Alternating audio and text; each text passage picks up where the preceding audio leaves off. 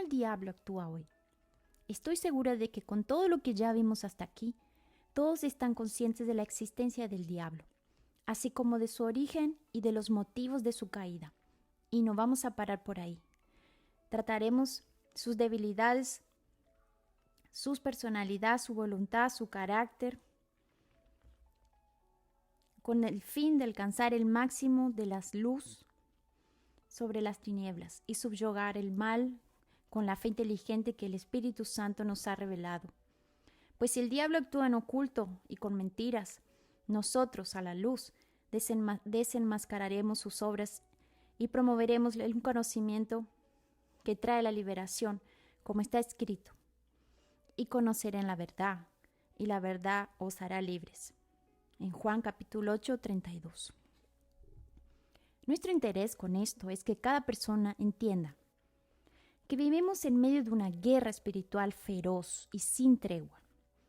Por eso, no podemos desconocer las estrategias y las trampas del mal, ya que corremos el riesgo de tornarnos un trofeo en las manos de ese enemigo.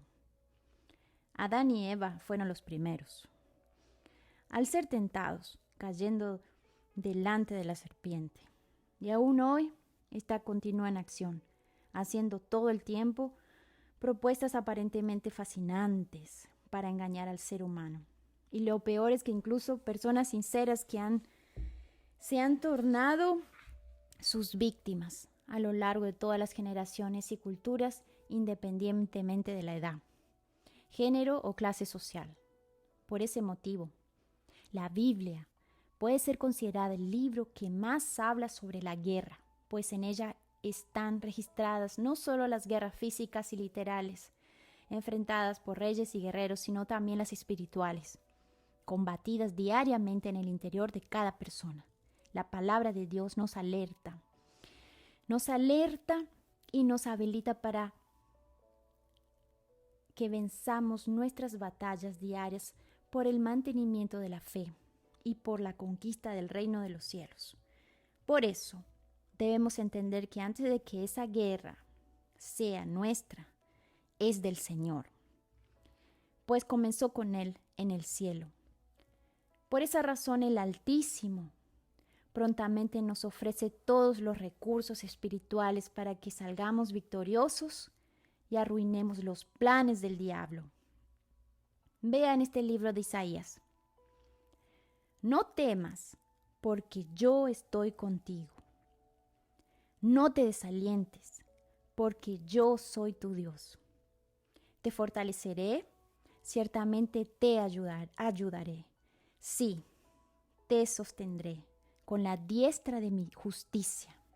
He aquí, todos los que se enojan contra ti serán avergonzados y humillados.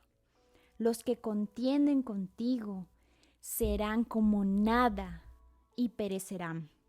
Buscarás a los que riñen contigo, pero no los hallarás. Serán como nada, como si no existieran los que te hacen guerra. Porque yo soy el Señor tu Dios, que sostiene tu diestra, que te dice, no temas, yo te ayudaré. Isaías capítulo 41, versículo 10 al 13. Dios es conocido en su palabra como el Señor de la guerra. Y vemos por la historia de Israel que Él aprecia derrotar a sus enemigos por medio de sus siervos. No es en vano que la identidad del Altísimo está asociada a la guerra, pues sus hechos son poderosos al frente de un ejército. El Señor es varón de guerra. El Señor es su nombre. Éxodo capítulo 15, versículo 3. El Señor de los ejércitos. ¿No es increíble encontrar en un único versículo 3 veces el título Señor de los ejércitos? Para mí, eso significa que Dios quiere despertar a los valientes y suscitar el coraje en su pueblo para enfrentar a todas las huestes del diablo.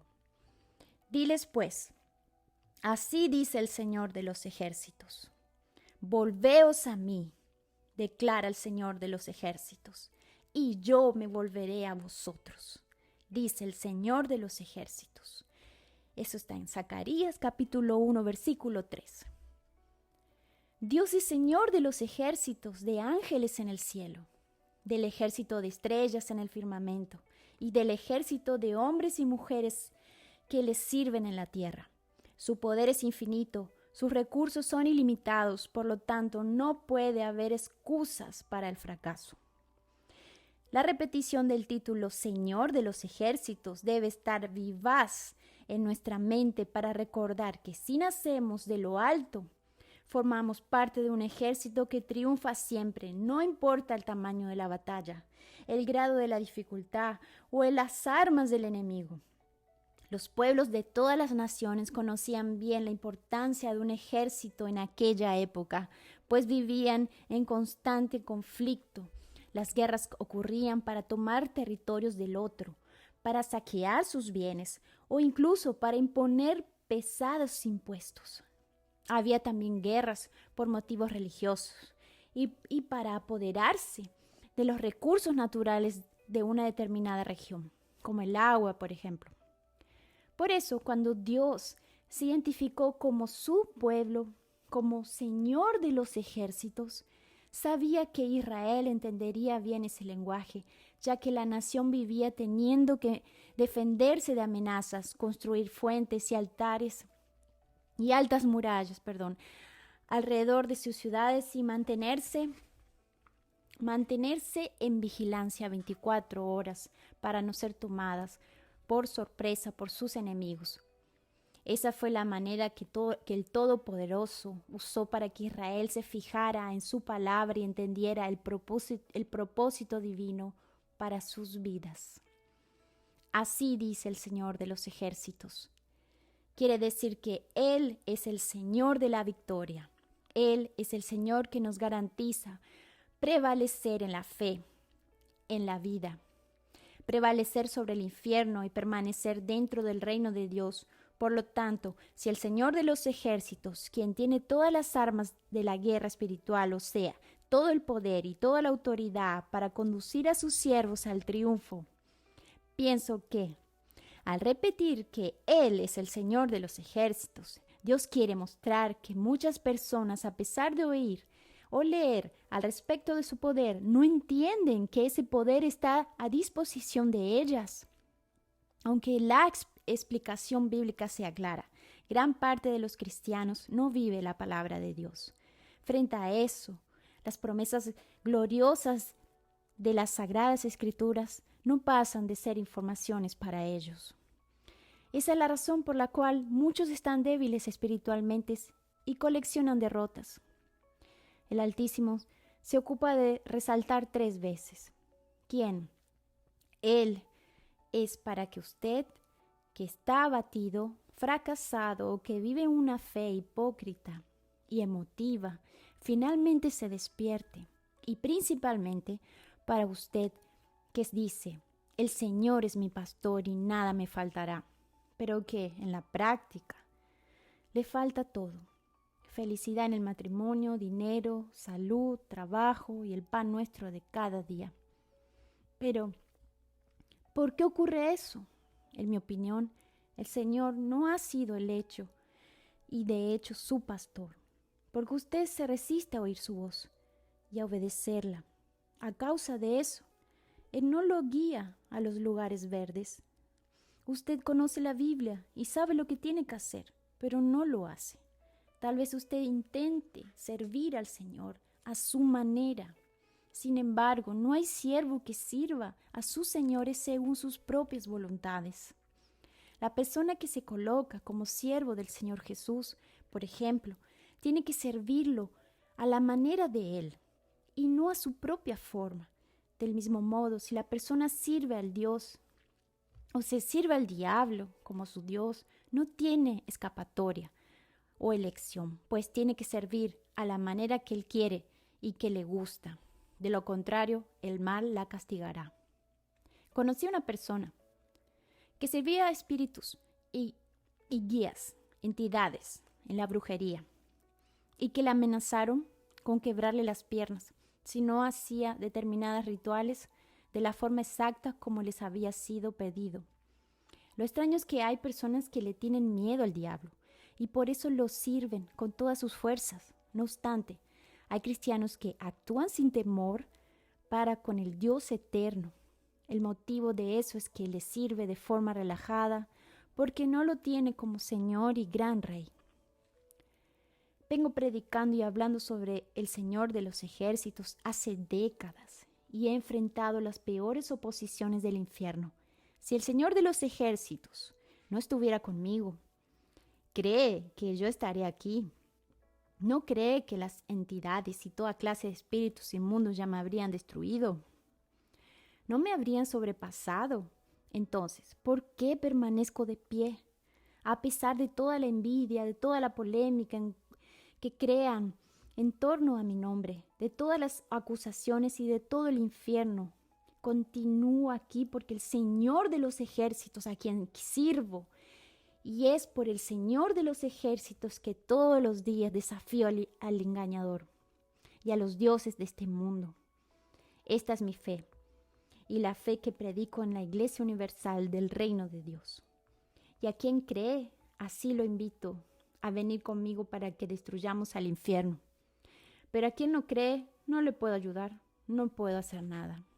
Nuestra prédica es intrépida, porque no hay forma de ignorar la guerra espiritual instaurada en este mundo.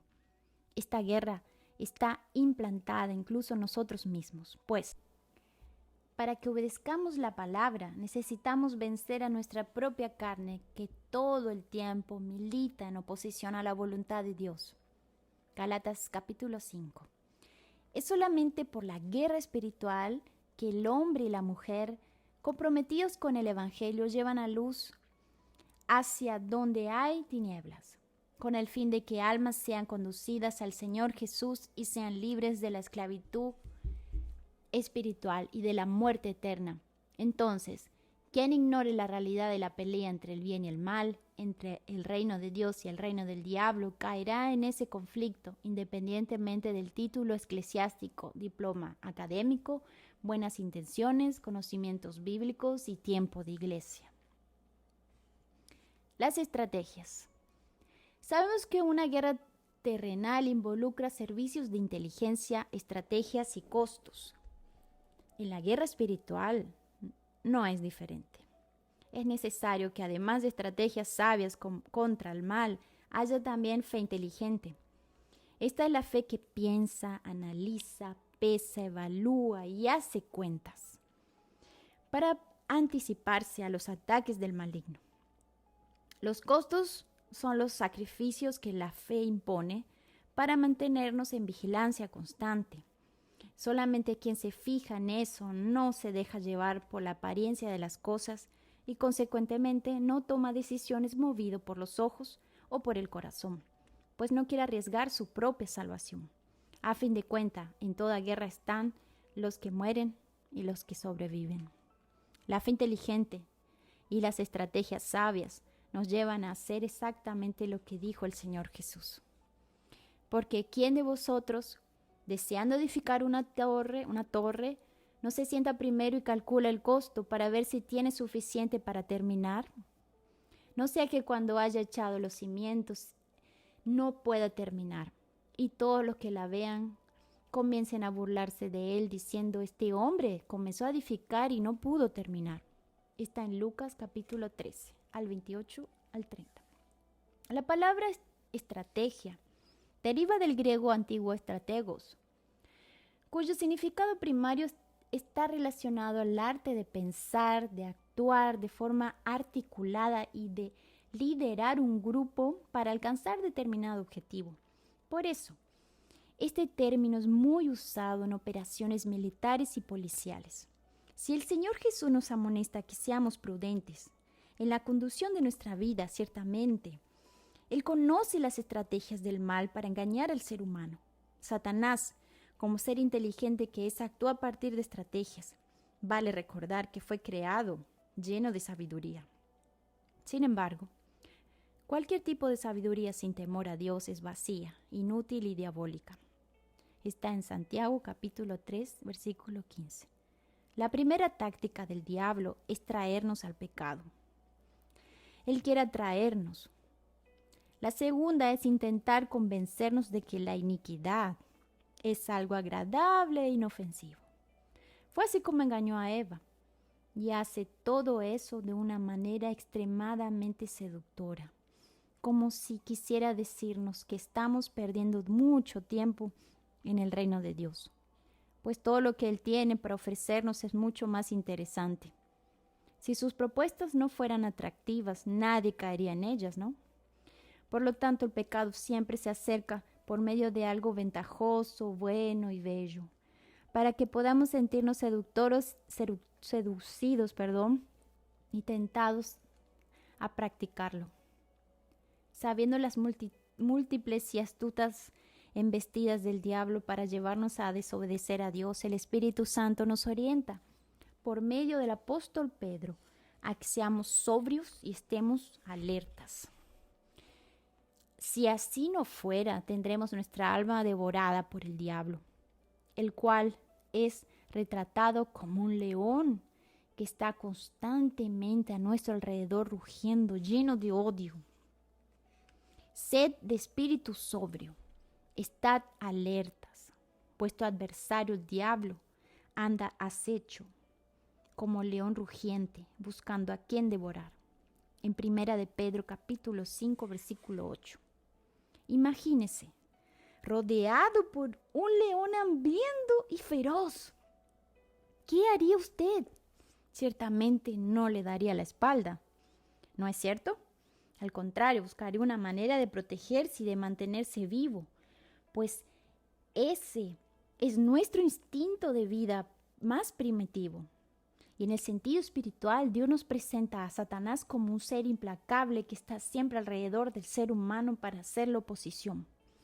Es interesante notar que al hacer analogías en cuanto a la acción del diablo, la Biblia no hace mención de animales frágiles, mansos y amistosos, como una tortuga, como una cacatúa, como un gatito, sino de una peligrosa fiera, lista para atacar.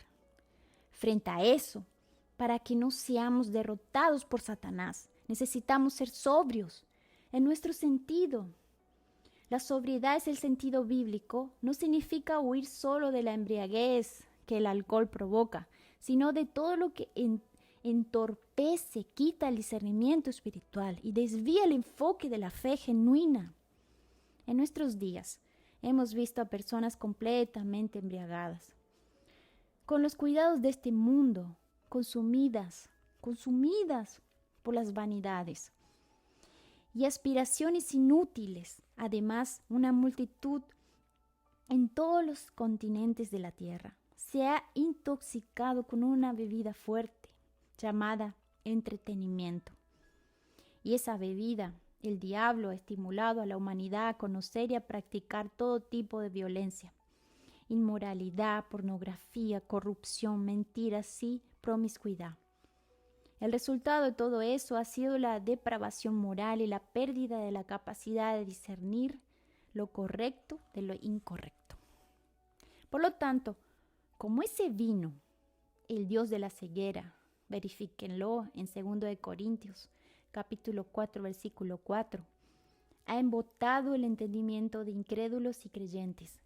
El estado del letargo, o sea, de somnolencia y postración espiritual, ha alcanzado niveles tan asustadores que las personas no notan que están siendo influenciadas a hacer, pensar y decir cosas abominables, las cuales otrora jamás serían aceptadas por ellas. Muchos cristianos se olvidaron del peligro espiritual que están corriendo, pues fueron negligentes con el hecho de que están en medio de una guerra. Están jugando con la fe y con la obediencia a Dios, mientras que el diablo en ningún momento pierde el tiempo. Al contrario, trabaja incansablemente para robar, matar y destruir al mayor número de personas. Esto está en Juan capítulo 10. Entonces, para vencer esta batalla espiritual, es imprescindible que seamos como un soldado de la fe, siempre vigilante, para que no seamos tomados por sorpresa por el adversario. Este mundo no es un lugar de paz y descanso, sino un escenario de combate y enfrentamiento del mal. Porque como está escrito, vivimos en un territorio que yace bajo el maligno. O sea, la mayoría de las personas vive bajo influencia del mal y es gobernada por la voluntad tirana de Satanás. Ser vigilante también significa andar atento, mantenerse despierto, porque tenemos un enemigo sutil e invisible a los ojos físicos, pero extremadamente implacable en el combate. En todo momento Satanás quiere devorar a alguien. Por eso, si se disfraza de amigo, acaricia egos, promueve vanidades, incluso se hace pasar por un caballero para las más y los más desatentos. Eso quiere decir que no aparece para el ser humano como alguien inmenso en las tinieblas, o como los libros de historia de fantasía lo retratan, ¿no? Un cerrojo con cuernos, pata de vaca, tridente en la mano. Al contrario, parece fascinante, hablando de forma suave, convincente y articulada. Además, puede presentarse por medio de alguien que aparentemente es un amigo, da regalos, elogia mucho y le pone likes o me gusta a todas las fotos de las redes sociales. Pero en el fondo todo eso es un puro disfraz, pues el carácter de Satanás no cambia nunca. Dentro de él siempre existirá la intención de acusar, calumniar, difamar a Dios y a sus hijos. Siendo así, la fe inteligente es el arma más poderosa para resistir en las embestidas del diablo. Y no hay otra forma de la que mantengamos encendida dentro de nosotros, a no ser andando en rectitud y en la presencia de Dios. Quien tiene la fe en el altar y no le da lugar al diablo, no cede al pecado, no cae en la trampa, a fin de cuentas posee poder suficiente para resistirle. Y Satanás sufre derrotas por torturantes cuando guerrea contra alguien que vive en la justicia, en la misericordia y en la fe. Te voy a derrumbar. A lo largo de los años de servicio al Señor Jesús, vi innumerables veces a Satanás amenazando a pastores, obreros en los cultos durante las oraciones de liberación. Cierta vez un joven pastor fue amenazado por un espíritu. A los gritos, un demonio dijo que iba a derrumbarlo, llevándolo al pecado de la prostitución. En vez de reprender a aquella palabra del espíritu inmundo y precaverse, el pastor actuó de forma inmadura, burlándose de la amenaza. Le dijo siguiente a aquel demonio: si vas a mandar a alguien, entonces, que sea la más hermosa, que puedes estar seguro de que no voy a caer. Riendo, el joven predicador expulsó a aquel demonio y continuó burlándose de aquella amenaza, diciendo al pueblo que el diablo era fanfarrón. El tiempo pasó y aquel pastor se mudó de iglesia, pero continuaba infantil en su fe, hasta que una joven muy bonita llegó a la iglesia y después de algunos meses fue levantada a obrera. Esa muchacha era la mejor obrera de la iglesia, simpática, servicial y muy trabajadora. Además era exactamente el tipo de físico de mujer que le atraía a aquel muchacho. A ella le comenzó a gustar el pastor y se le aproximó para declarársele. Entonces se pusieron de novios. Pero aquella era una relación preparada en el infierno para llevar al pastor a caer. De la intensidad del noviazgo vino el acto sexual. Y en el momento en el que estaba en la cama con aquella joven, aquel mismo demonio de años atrás manifestó en la muchacha, dando carcajadas y diciendo: «No te dije que te iba a derrumbar. Desgraciado de... Ja, ja, ja. No quería No querías a la mejor y a la más hermosa. Te di una. Como ese ex pastor, tenemos muchos otros miembros y obreros y predicadores famosos y anónimos que fueron heridos en esta guerra espiritual. Confiaron en sus propias fuerzas y en vez de revestirse de la armadura de Dios y de actuar con vigilancia contra el adversario de nuestras almas. Si usted es un frecuentador de la Iglesia Universal del Reino de Dios, ciertamente ya vio muchas personas poseídas por demonios. Esas entidades malignas, cuando hablan, revelan los horrores que son hechos en la vida, en las vidas dominadas por ellas. Por eso nos empeñamos en mostrar quién de hecho es nuestro enemigo y las estrategias que usa para intentar derrumbarnos. Aunque para muchos el estudio de este tema parezca un poco asustador, es extremadamente necesario para vencer esta guerra espiritual. Del Edén hasta los días actuales, Satanás y sus demonios han actuado en todo el mundo. Actúa de forma diferente en África, en Europa, en Asia, en América, en Oceanía. Sin embargo, aún es en situaciones difíciles el objetivo de desviar a las personas de Dios que continúa siendo el mismo y de forma encubierta o abierta interfiere en la cultura, en la política, en las religiones, en Internet, en la ciencia, en la educación y en todas las áreas que rigen la vida del ser humano. Pero sus estrategias son diferentes para atacar a los cristianos y a los incrédulos. Sobre eso hablaremos en los próximos capítulos.